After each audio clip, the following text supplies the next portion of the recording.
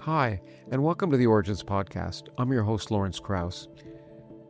As many of you know, my new book, The War on Science, is appearing July 29th of this year in the United States and Canada. And to celebrate that, we've interviewed many of the authors, of the 39 authors who have contributed to this volume. And we have 20 separate podcast interviews that will be airing over the next 20 days, starting July 22nd, before and after the book first appears, with many of the authors in the book on a host of different subjects.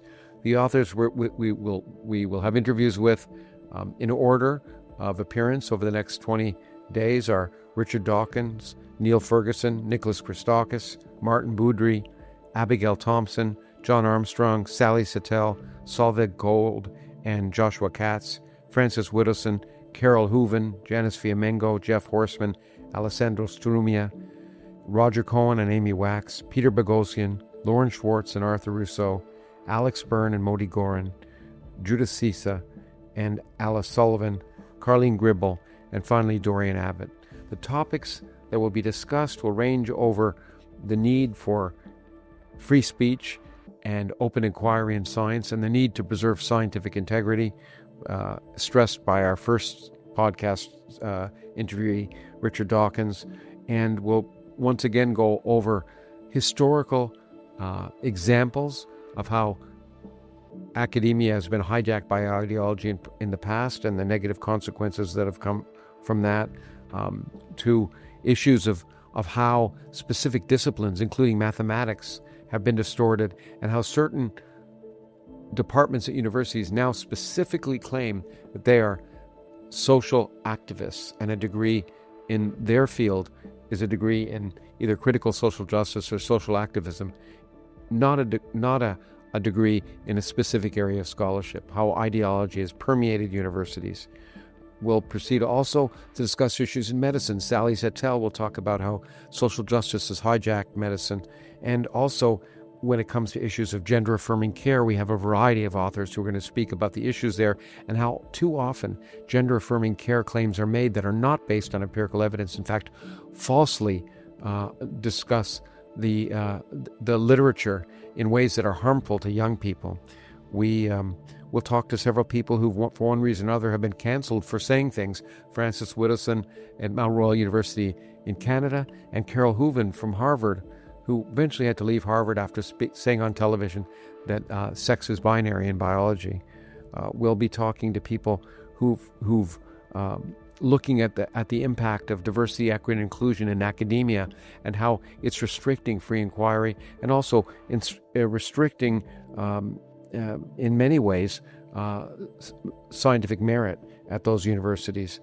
And finally, Dorian Abbott, the last contributor to our series, will be talking about 3 principles he believes are essential to separate science and politics and keep academia free from ideology and more for open questioning and progress, and to make sure that science is based on empirical evidence, and where we go where the evidence is, whether it's convenient or not, whether it's politically correct or not, and we're willing to debate all ideas that nothing is sacred, a central feature of what science should be about and what, in some sense, this podcast is about.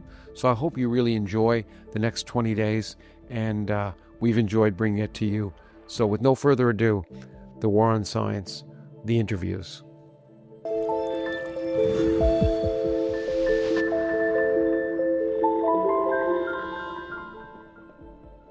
Well, Richard Dawkins, it's always great to see you. It's always great to be with you. Thanks for being here. Thank you. You look very divine in your up there in the sky, and which is appropriate. And I just discovered this stupid background, and I can't switch it off now. Oh no, it's great. I love it. It really it's appropriate in my opinion. And I'm so happy not only that you're here to discuss your chapter in your book, but that you wrote the chapter in the book. It's the first chapter in the book, and it captures so much of what the book is about, and it's as I would have expected, and is the case. It's beautifully written, lyrical, and I want to go through it with you. And the title also, I think, is incredibly important. The title of the piece is "Scientific Truths Stand Above Human Feelings and Politics," which I think is the key point. And it sets the tone of really the book is about the incursion of ideology into science and academia and society more generally, but particularly science. And it talks about, in this case, two specific examples of ideology impacting on science, one historical and one more modern. But you started out before we get there talking about in the nature of science, and again in a lovely lyrical way. You point out that science isn't just we say science is universal, but we often, when we think of that, we mean it doesn't depend upon where you are or who you are. But as you point out, it doesn't even matter what planet you live on. Yes.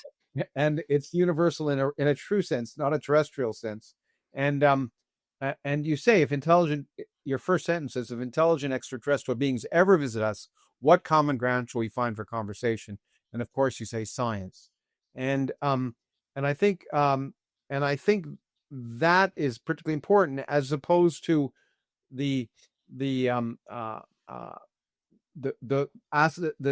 more ideological ideas such as systemic racism, decolonizing the curriculum, cultural appropriation. Those are not scientific terms, and I think that's a key differentiation. And when you talk about science, of course, one can extol the scientific method, but and you do, but you give a great example of the scientific method that really takes it away from sort of human biases and in an important way, and that's the double-blind control trial. So why don't you talk about that a little bit? Okay. The double-blind control trial is big in medicine. I'm not sure who invented it. It's pretty obvious, really. You have to try to get rid of your own biases.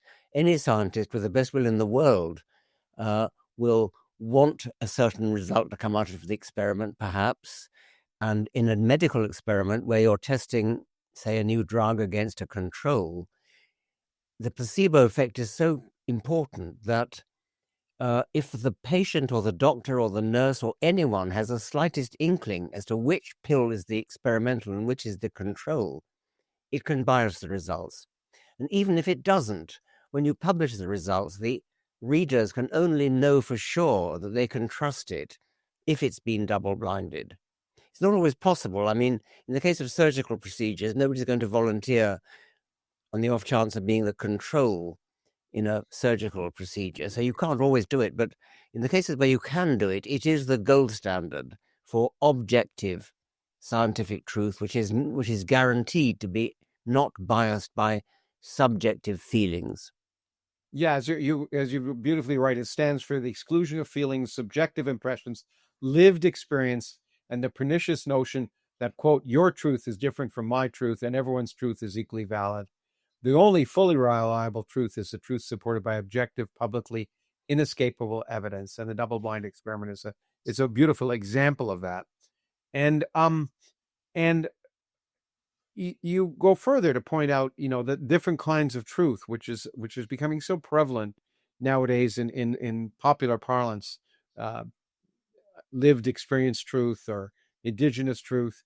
But as you say, there's two quotes of yours that I particularly like here. Where facts are concerned, there's only one way to determine their truth or falsehood, and that's to examine the evidence.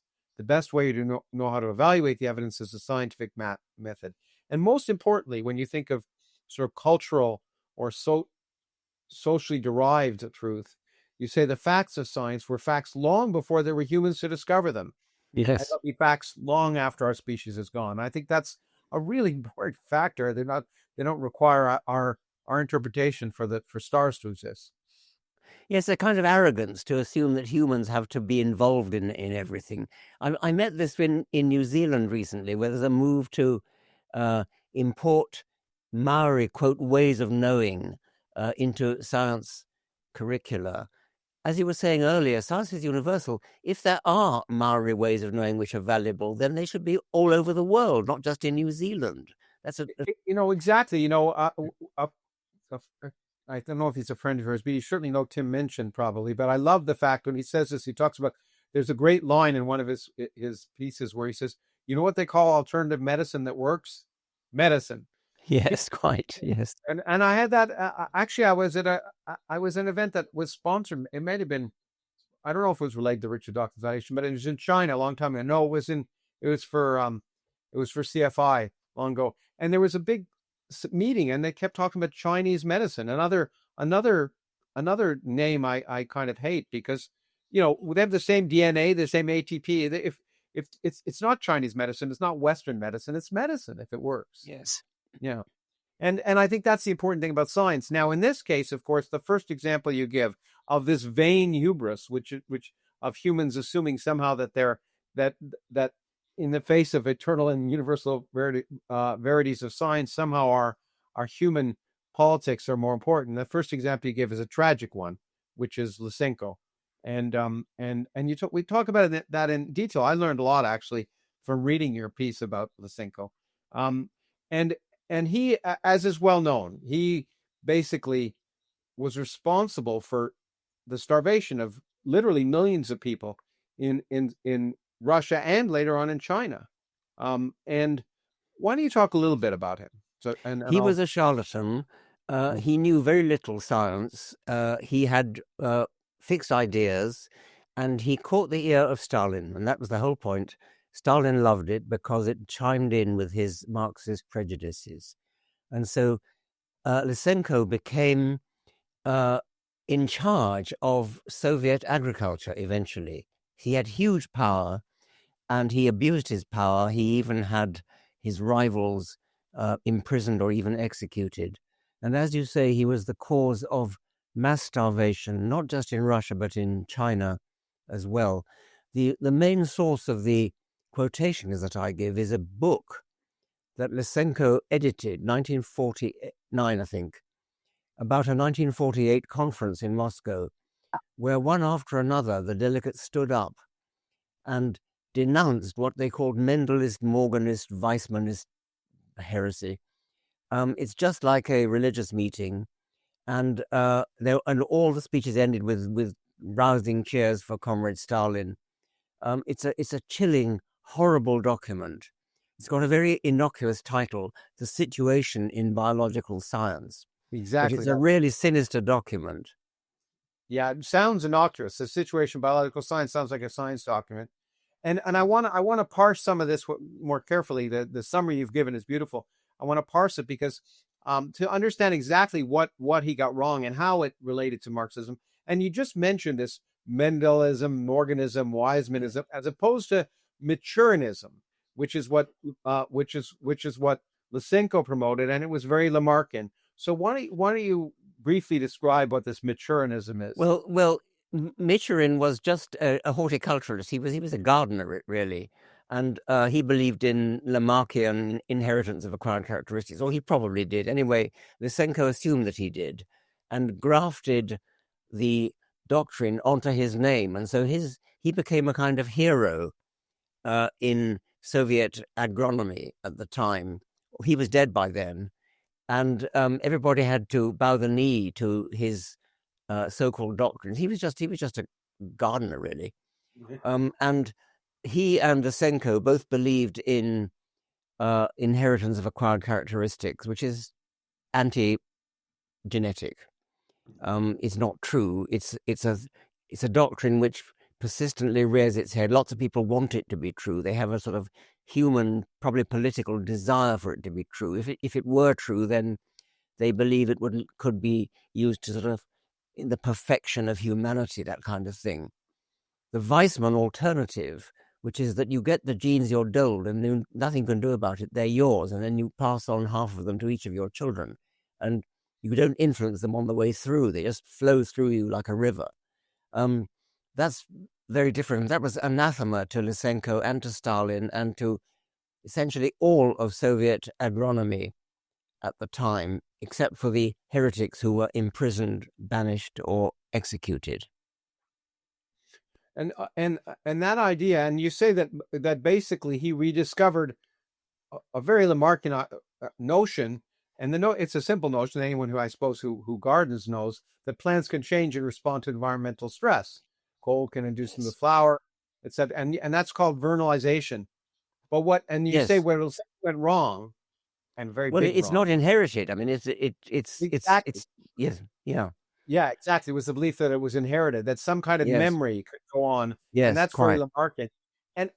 And I think the point you make here, and people may wonder why did it catch on? And you say his nonsense would have died a natural death had it not conformed to Soviet ideology and the quasi-religious Marxist faith in the indefinite improvability and malleability of man, which goes with his general suspicion of genetics. So the idea that people can, that in future generations can improve because of what of genetically, literally, because of what past generations have done.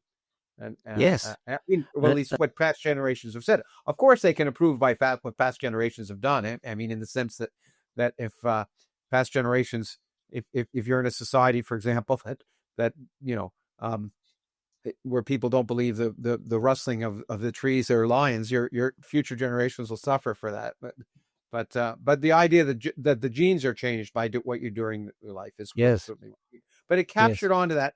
That's where I hadn't heard that before. I was always wondering why Lysenko caught on, and it's that notion, that the Marxist notion that man can improve and be malleable, and I think I that's think so. Yes, and there were Western scientists like Burnell, and even J.B.S. Haldane, who were, because of their Marxist belief, they briefly, in Haldane's case, not so briefly in Burnell's case, latched onto it and championed him, and in some cases tried to do experiments to verify what he said was true.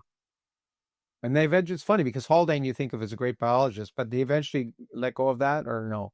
Well, I think he was a Marxist to the end, but he would have given up on Lysenko, certainly, yes.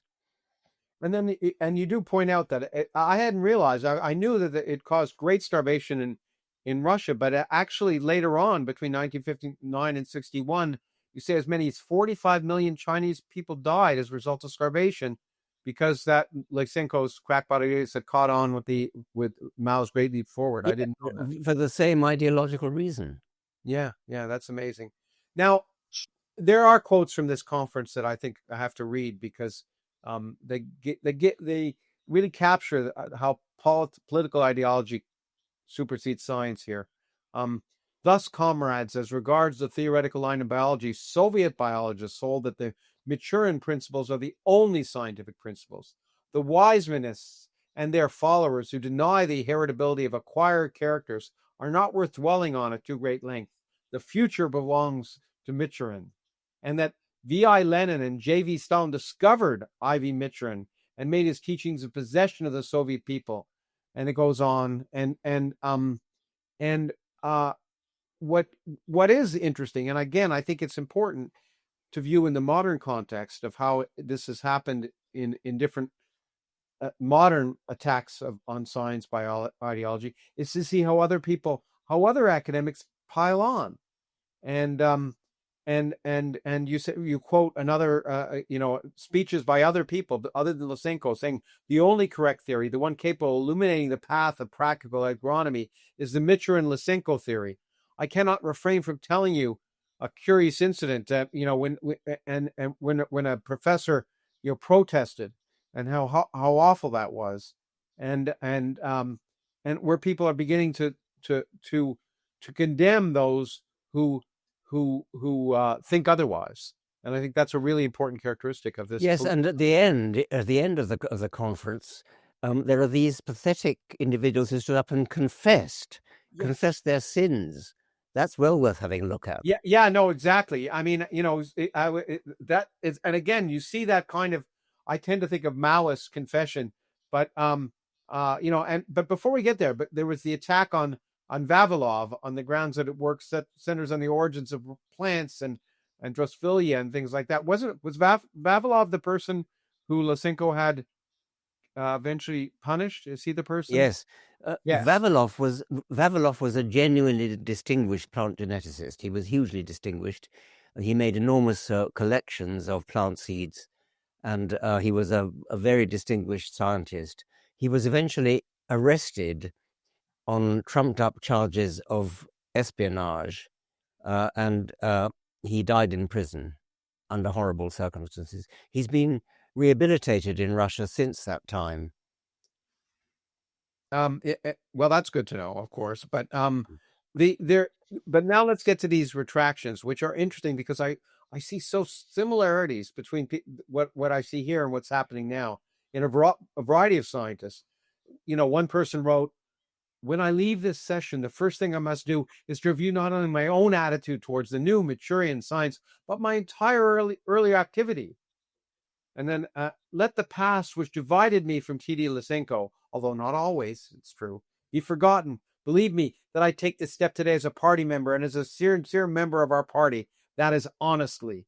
And that kind of retraction is interesting to see because there are many papers now in a variety of areas, not just gender, which we'll talk about, where people retract their papers after the fact from journals because they might cause offense, for example, and or people to take a biological example, and someone you and I both know, Francis Collins, who was head of the National Institutes of Health after the George Floyd's incident, when it became de rigueur to say that science was systemically racist. He confessed that the National Institutes of Health had been systemically racist basically all the time he was director. But that kind of virtue signaling obviously means nothing, because if he really believed that, he would have resigned. But you see that there. In any case, and in Lysenko's case, people's lives were really at risk, as you point out with Vavilov, and it's that disturbing aspect of people lives being at risk, and nowadays the modern version of that is not so much people's lives, but people's careers being at risk, people's professional careers and their reputations. And then you turn to a more modern example and a very current example of ideology intruding on science, which is in your section, is sex a social construct. And there's a kind of interesting things here that I as always, I learned from reading you. You quote Alan Sokal, who has a piece in the book. For this is based on this postmodernist attitude to science, and he defines it as so-called scientific knowledge does not, in fact, constitute objective knowledge of a reality external to ourselves, but is a mere social construction on par with myths and religions, which therefore have an equal claim to validity. And these two quotes from social scientists that you have here blew me away, and I have to read them. One, geologist Harry Collins: "The natural world has a small or non-existent role in the construction of scientific knowledge." I mean, yes. I mean, how can he even say that? It's just shocking. Yes. And then this other person, another social scientist, Kenneth Gergen: "The validity of theoretical propositions in the sciences is in no way affected by factual evidence." Yes. I mean, people could make this up, but you point out what a social construct is. Two examples that I think are great. One is money, and one is the calendar. Why don't you just elaborate on that? Yeah, well, money has no intrinsic value. It only has value because other people value it. And so that is a social construct. And as I point out, a bit of green paper with $1 written on it and a bit of green paper with $100 on it. The second one is 100 times more value than the first, but they're just bits of green paper. It is a social construct that makes the difference. The calendar, well, the length of a year in terms of days is an objective fact that's governed by the rotation of the Earth and the orbit of the Earth around the Sun. But the calendar, the division into 12 months, the division into weeks of 7 days, that's a social construct. And I quote the rather humorous example of the lost 11 days when the Julian calendar was superseded by the Gregorian calendar, and they jumped 11 days sometime in September, and people allegedly rioted because they thought 11 days had been stolen from their lives. I mean, that's the elevation of a social construct where it has no business. Exactly. Yeah, the calendar is social construct. The Earth's orbit isn't, and no matter what you think, the Earth orbit takes a certain amount of time, and I think it's a great example for people who may want to see that. Then it's the other aspect of postmodernism is this notion of power, and you quote another quotation from Sokal is from Stanley Arnowitz, who says science legitimizes itself by linking its discoveries with power, a connection which determines and not merely influences what constitutes as reliable knowledge. The notion that somehow everything can be defined in terms of power, and knowledge is only defined by people who have power rather than something external to people. And you say this attitude exemplifies the hubristic aggrandizement of human power, arrogating to mere humans a quasi-divine dominion over nature itself. And as with Lysenko's determination to overrule science if science conflicted with Marxist-Leninist theories, if reality is a mere social construct, society has the power to change reality. And now you come in, you would say that you would argue that legally declaring a man to be a woman just because he wants to be a woman has much in common with the perpetual motion joke and the calendar rides joke. But of course, the perpetual motion joke I should mention was repeal the laws of thermodynamics so we can have perpetual motion. Yes. Yeah, exactly. Yes, that's right. It's a great idea, and I get letters all the time from people who think they have. Yes. But unfortunately, that's the curse of being a physicist. But the depth of the main point is that there is a well-defined definition of sex, which we'll get to, but the intrusion of it is real. And you point out that the American Medical Association in 2023, and I should say we have a number of articles in the book by doctors talking about this intrusion in gender affirming care, as well as the definition of sex. But that the AMA in 2023 laid down some best practices for sex and gender diversity. Medical students would be taught that both sex and gender are socially constructed, and quote, it is appropriate to affirm each individual's self-determination regarding both sex and gender labels. And this is and you ask the question, are we seriously training a generation of young doctors to think that the sex of a patient is a matter of individual choice, not merely an anatomical and physiological reality?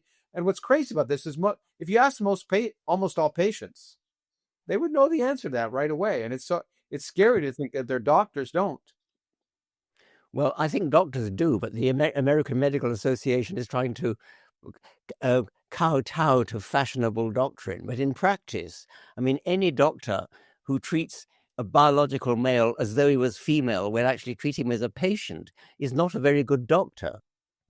Yeah, that's what one would expect. And you make another important point, which is really important. You see, you can imagine, and I think there are already present lawsuits, not future ones.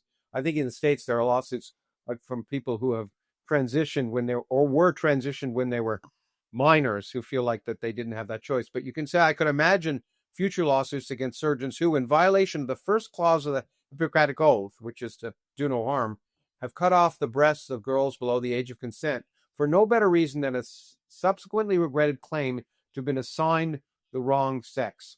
What, after all, does below the age of consent mean, if not too young to make permanent, life-changing decisions? And that's a huge issue. The age of consent is a legal demarcation. Yes.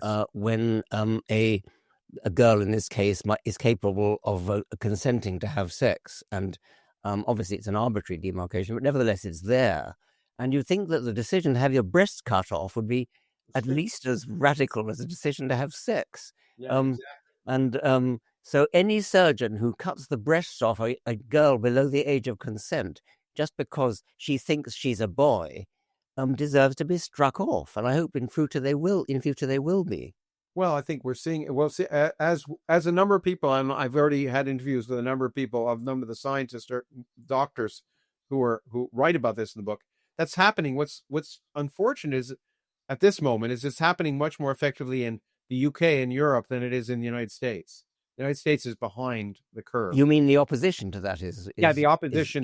Yes. Exactly, yeah, is with the Katz report and other reports in the UK and others pointing out that basically gender affirming care, that children should not be, life-changing decisions should not be made on children. Yes. And Europe is along with that too, but it hasn't happened yet in the United States. Okay, so yet we then turn to biology, which is great because that's your field. And you point out the the definition of sex and why it's a definition of sex is really important, because so often I hear the definition of sex to be, XY chromosomes versus XX. Instead, you advocate what you shall call the universal biological definition, which is based on gamete size. And you say that because it's the only definition that applies all the way across animal and plant kingdoms and all the way through evolutionary history. So why don't you describe that? Yeah, well, chromosomes work for mammals. In mammals, males the XY and females the XX. In birds and butterflies, it's the other way around. Birds are the equivalent of the XY. In many reptiles, it's done by temperature. In some reptiles, it's done by the XY system. There are all sorts of ways in which sex is determined. So there's nothing universal about that. The gamete size criterion for defining male and female is universal. It's universal in all animals and plants, not in algae, not in fungi, but otherwise it's universal. There are no intermediate gametes between sperms and eggs. Your gametes are either microgametes or they're macrogametes. You can be hermaphrodite and have both, which simply means you have both male gonads and female gonads, and sometimes at the same time, sometimes at different times of your life. And that's reasonably common in fish and other creatures, and earthworms and snails. But the divide in gamete size between microgametes and macrogametes is universal, and it comes about for a very good reason. Mathematical models have shown that isogamy, which is equal gamete size, is unstable under expected conditions, and you get a runaway natural selection effect towards some gametes becoming smaller and smaller and more numerous, other gametes becoming larger and larger and less numerous, and the small gametes becoming motile and adapted to seek out the large ones. So that's the sperm-egg divide. It is universal, and it is totally understood and is widespread and runs right through evolution. And just to make it clear, and you call this you don't call it, it's called anisogamy, which is a new word for me. But the point is that female gametes are large and male gametes are small, and that defines female and male. That defines it, and there are no intermediates. And there are no intermediates. Sex is a binary. Sex is absolutely binary. It's absolutely binary. And you point out, as you just said, there are mathematical models of why that happened. And it's basically economics. Do you want to go through any of those arguments of, part of Parker and others? I could. Isogamy is a system that you get in some algae where the gametes are of equal size. And so the costs of making a zygote, making a new individual, are borne equally by both parents. So there's an economic fairness about that they both contribute an equal amount.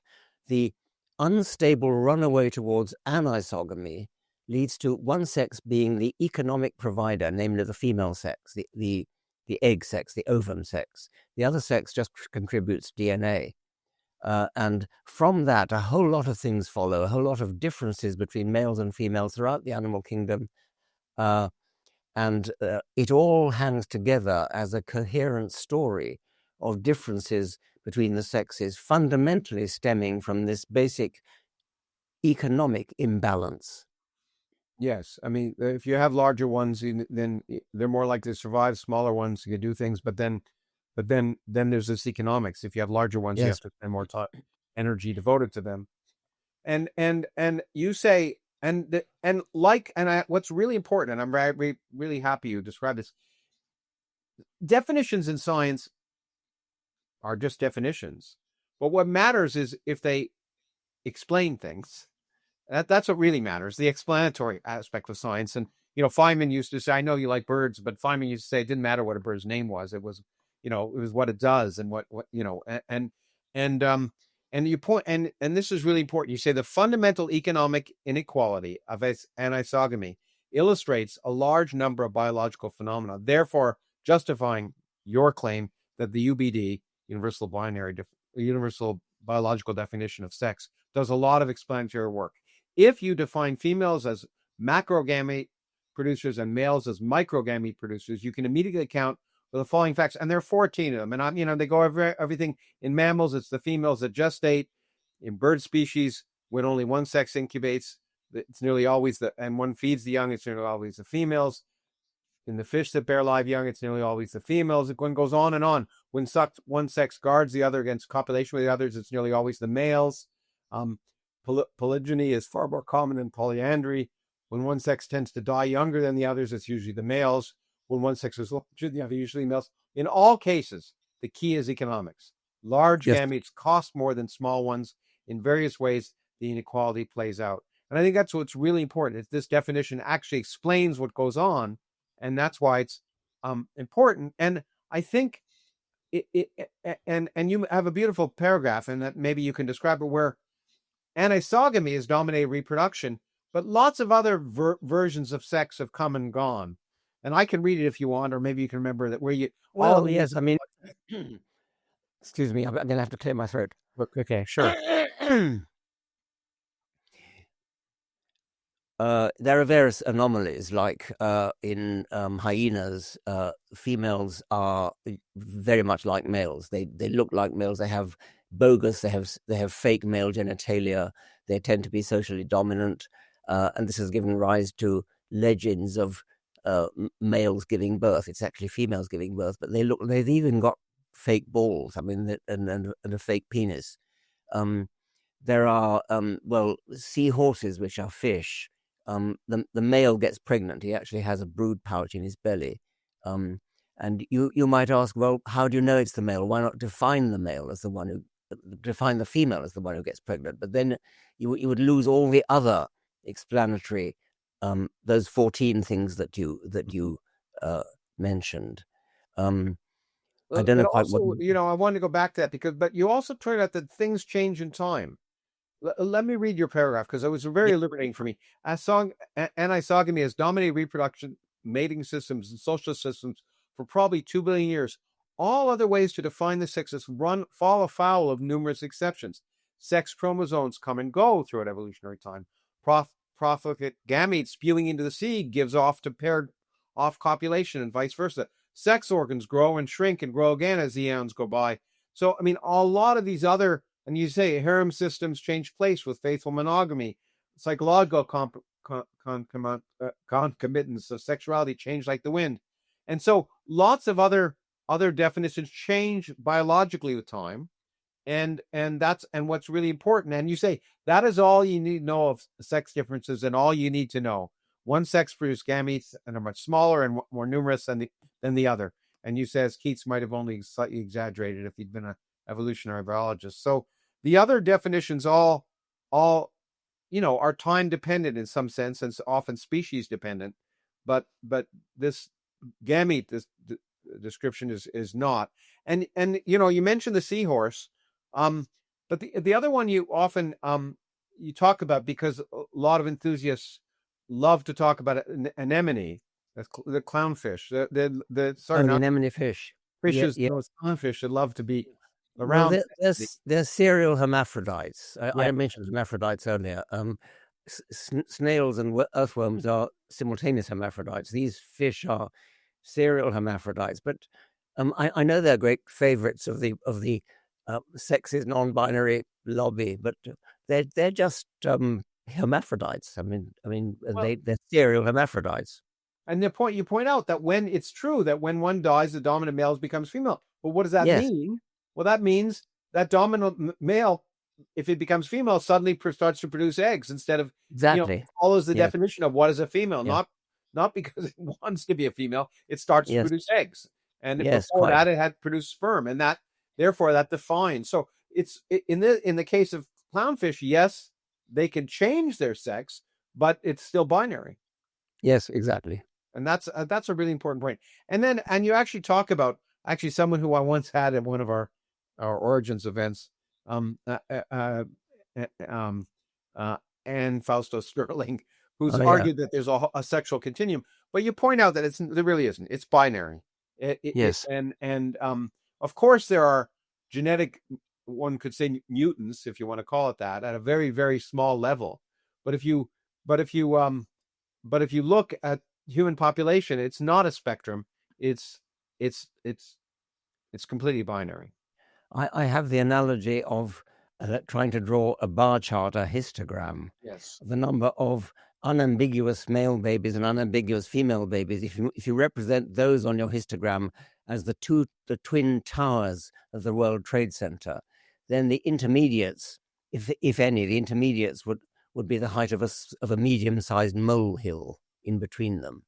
And that is not binary. Yeah, that's not binary. But then, as you point out, that is binary. Yes. Yeah. As you point out, even that's an overestimate. The true figure is 0, not even a molehill. That's right. Nobody produces middle-sized gametes, intermediate between egg and sperm. And so in that, it's clear that in that case, it really remains binary.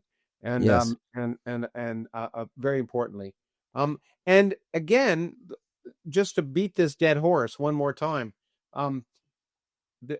there are situations where environment can determine sex, such as in snakes, right? In snakes and some lizards, where if gestation takes place at a different temperature, you'll produce either females or males, but they'll be either females or males. That's the point, right? Yes, not intermediate. Yeah. Okay. Now you talk about then you get in a little hairier concept, which you point out. The word gender enters the discourse trailing clouds of confusion, and it does. And of course you point out linguistically, grammatically, there are genders in different languages, and you prefer to restrict your discussion of gender to those languages rather than people, because gender and sex get confused. Absolutely. Yes. Let me at least point out a potential. Play the devil's advocate here a little bit, or maybe a potential different way of thinking about it. I tend to think of, you see, and I don't use women and man. I use male and female for sex, and I use woman and man for gender, because I tend to think of gender as the expression of one's sexual identity. So that if one, and so almost like genes are expressed, but it's the expression of gender identity. So a male may act like a gendered female, because in every way that's their expression of their individual's sexual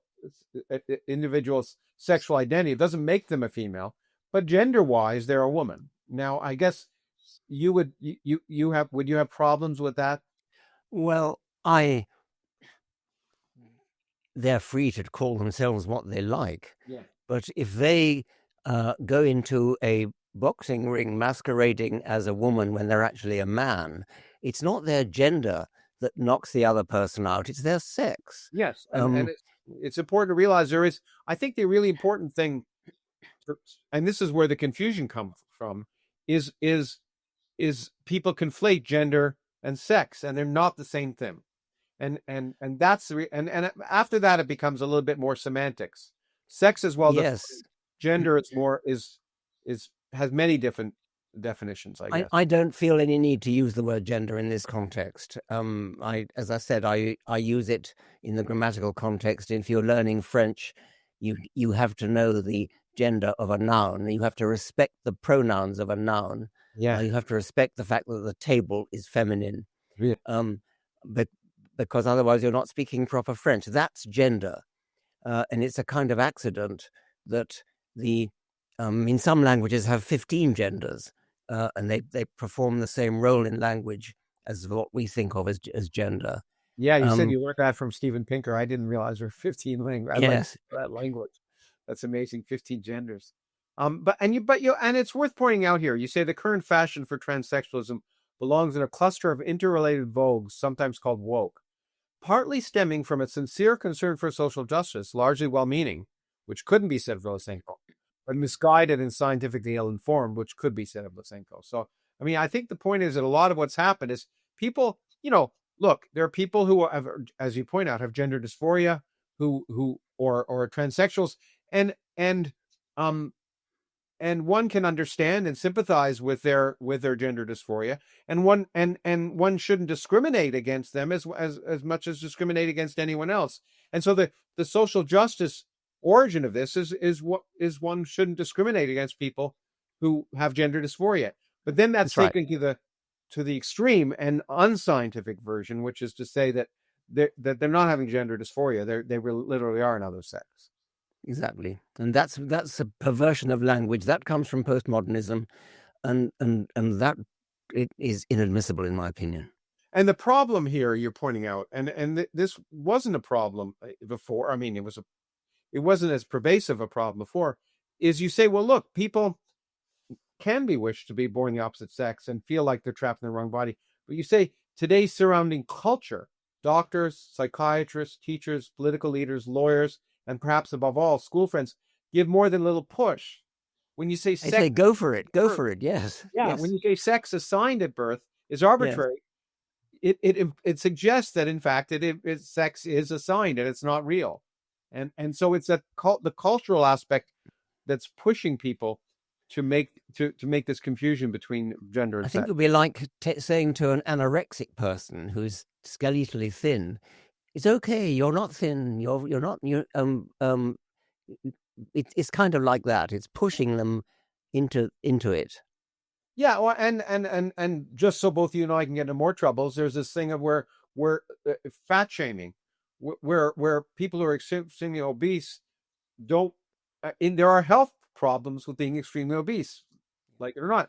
But the current fad is to not suggest there's a problem there. I mean, to be proud of being that, and yes, and and I understand it, because you don't want to, the difference is you don't want to discriminate against people who are obese, but you don't have to say that it's healthy.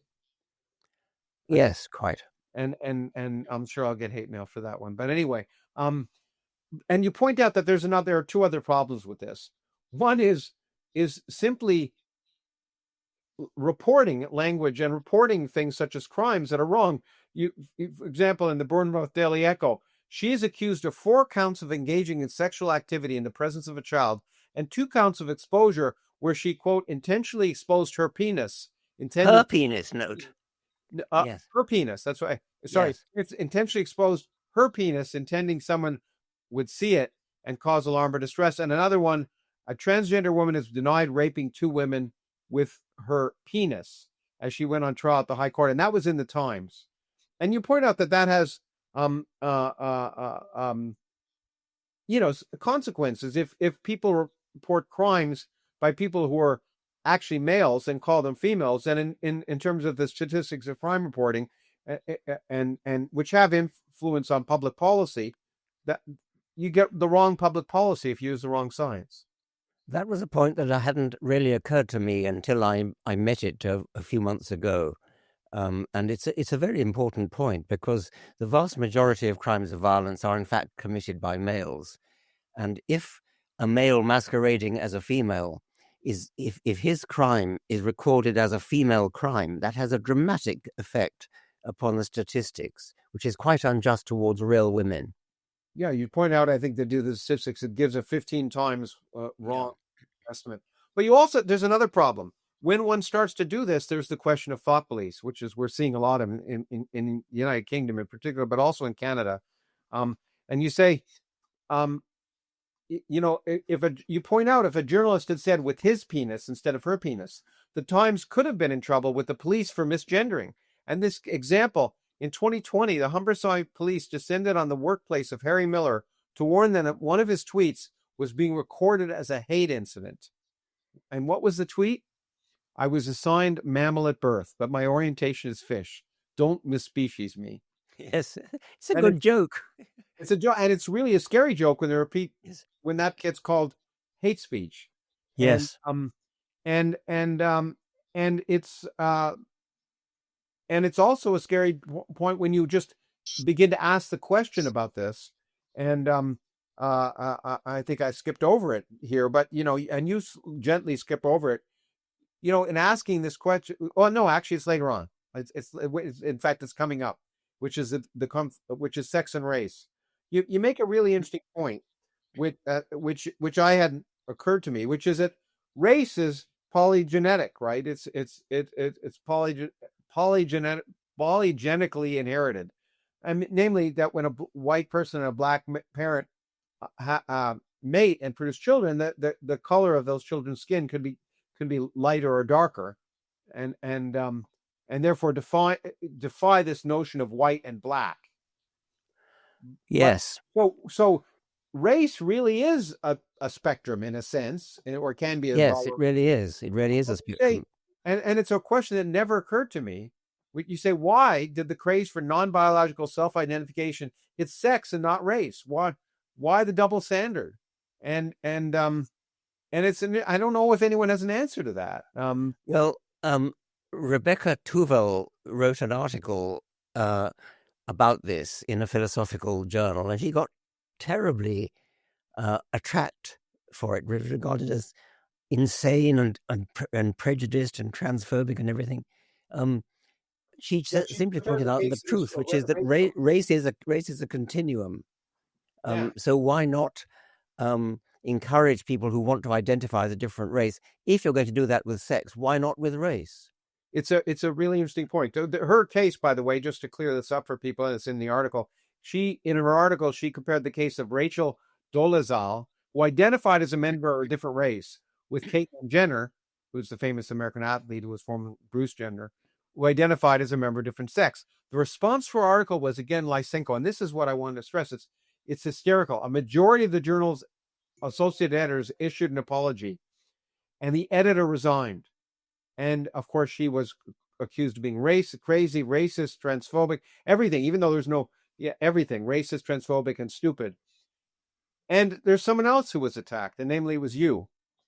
Based on that, you produced the following tweet. And I remember it vividly. In 2021, you produced the tweet.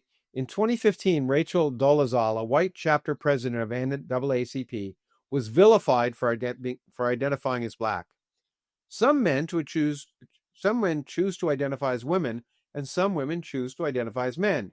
You will be vilified if you deny that they literally are what they identify as. Discuss, which is just like the perfect kind of question you might expect on an exam by a teacher who wants people to think. And you are, after all, a teacher and a professor. For that tweet in which you ask people to discuss, you point out you were vilified, and I think we have to point out that an organization that should know better, the American Humanist Association, retroactively took away your Humanist of the Year award for asking people to think, which is the opposite of what humanism should be all about. It's really remarkable that it's that extreme. The next thing you talk about, which is intriguing to me, because again, I'd never thought in these terms, and of course you're well known, probably the world's most famous atheist, and I have been associated with you in that regard as well, is the theology oak. You point out that there are two characteristics of the modern sort of obsession with victimization and also with the ability to change sex. And one comes from original sin and the other with transubstantiation. So why don't I open it to you to just explain that? Well, original sin is one of Christianity's most unpleasant doctrines. It states that all people are born with sin, born with original sin. They have inherited the sin of Adam, believe it or not. And the sin of Adam comes down in the form of the semen, which is why, and Jesus was not conceived with semen, so he was free of original sin. And his mother Mary also, for theological reasons, had to be free of sin, so it was necessary that she should be immaculately conceived. So that was invented by some pope, I forget when. And original sin is fundamental, key to Christianity. And original sin has been grafted onto white people because such hideous things were done by our white ancestors to black people in the form of slavery. It really was hideous. I mean, quite utterly appalling to see. In the original version of my article, with the pictures were cut out of the published version, but I had a picture of a slave ship in which there were slaves like sardines in the ship's hold. I mean, just disgusting, just horrible, horrible, horrible cruelty. So those white people who did that deserve to be condemned in every possible way. But we who are white are not responsible for what our white ancestor did just because we are white. We can, as humans, say that humanity is capable of horrible things, but we don't deserve to inherit the guilt of our ancestors simply because we're white. That is a very, very Christian kind of doctrine. It is original sin. Nor should as you point out, that there not only are those who are to blame for such cruelty dead and unavailable, so are the African chiefs who sold Africans into slavery and the Arab slavery. Indeed, yes. I mean, one could argue that everyone suffers this atavistic guilt, but it's a really interesting point, and it's very, very similar to original sin. And I first heard it from Hitchens, but I understand now the quote goes much further back, that we're born ill but commanded to be well. One of the big problems of Christianity.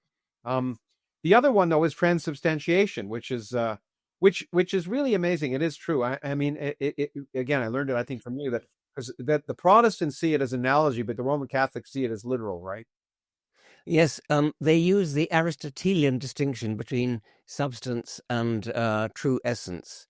And so Aristotle, of course, long predates Christianity, but Aristotle was enormously influential on Christianity throughout its history. Yes. And so when Roman Catholics say that the blessing by a priest of the bread and wine turns it into body and blood of Christ, they obviously don't really think that it is body and blood, but except in the Aristotelian sense, that the true substance is the technical term. The true substance is body and blood, and when the priest blesses it, it's transubstantiated into so that the actual bread and wine becomes the mere Aristotelian accidental, as is the Aristotelian technical term. So that's what the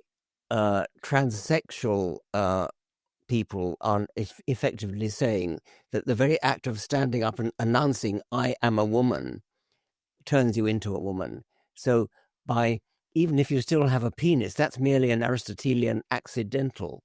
In true substance, you are a woman. The other thing one could add is that you're being a dualist, because if you're saying that you are trapped, as they do, trapped in the wrong body, you are maybe biological male, but you're a female trapped in the wrong body. That's a kind of dualism. It's like, say, you have an immortal soul, which is a truly female soul, which is struggling to get out of this entrapment of a male body. And the soul is the Aristotelian substance, and the male body is the Aristotelian accident. Yeah. Okay. Well, it's an interesting. I hadn't thought of those potential origins or support for a lot of what we're seeing in the case of both this victimhood mentality and power and oppression and sex versus gender. You conclude an interesting statement that I'm not sure. I want to read the statement. I'm not sure I agree with it 100%. You say, if your science is so weak that the best you can do is yell that your opponent is a Mendelist, Morganist, or a Wisemanist, a transphobic bigot, a TERF, or a full-on MAGA alt-right Trump supporter, you've already lost the argument. Well, of course, you've lost the logical argument. What worries me is, in the modern world, you don't lose the argument. Well, that's true enough. Yes. And that I think is the real problem here. And one of the reasons we wrote, one of the reasons we've written this book is that we, at least in academia and in science, and we should be the logical argument should take precedence, and not the noise. And you point out that a large part of this is in this weird notion that language somehow is violent. That violence can be done by language. Oh God, yes, yeah. As opposed to physical violence. And I want to give you the last word by reading your last words. There's an addendum that I won't read, but the last words: a position should be supported or refuted by rational discussion informed by evidence. People who terminate an argument by resorting to threats or name calling are ignominiously signaling that they've lost the argument. Like Lysenko, it took decades and the death of Stalin for Russia to see through Lysenko. Let us hope we, in our century, don't take quite so long to come to our senses. And that's a great hope, and that's one of the reasons we wrote this book, and one of the reasons you kindly wrote this beautiful article that begins the book. And we hope that the book will by being written by people from inside rather than outside, who are criticizing what's going on, and from a diverse group of scientific disciplines and scholarly disciplines and political ideologies, all arguing that basically a person should be supported or refuted by rational discussion informed by evidence, which is really the heart of science and the heart of academia. And you always describe it beautifully. Thank you for describing it in the book, and thank you for being here to elaborate on it in this discussion. Thanks again, Richard. Thank you very much.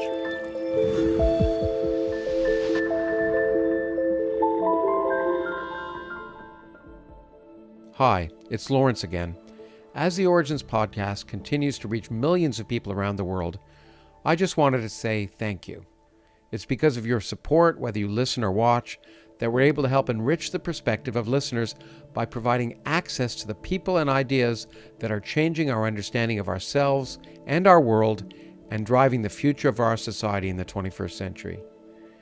If you enjoyed today's conversation, please consider leaving a review on Apple Podcasts or Spotify. You can also leave us private feedback on our website if you'd like to see any parts of the podcast improved. Finally, if you'd like to access ad-free and bonus content, become a paid subscriber at originsproject.org. This podcast is produced by the Origins Project Foundation as a non-profit effort committed to enhancing public literacy and engagement with the world by connecting science and culture. You can learn more about our events, our travel excursions, and ways to get involved at originsproject.org. Thank you.